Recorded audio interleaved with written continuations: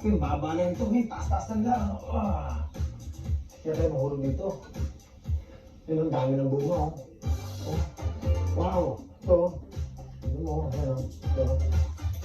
Wow! Ito. Ha? Ito. Ha? Kala mo, ha? Wow! Ito, sismis. Ito, may aromatic coconut. Upo! Napakabait! Nagulay!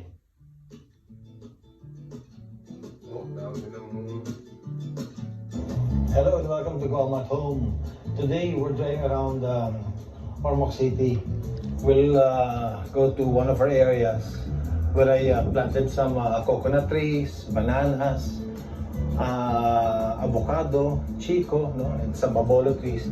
I'll just show you around, no? Kasi yung sabi ni Rafael, meron na kami mga aromatic coconuts na pwede nang i-harvest. So, tignan natin kung matured na, tapos kung masarap na talaga yung aromatic coconuts na tinanim natin. Aside from that, sabi mag-harvest tayo ng mga upo, tapos meron na rin mga bananas na pwedeng i-harvest.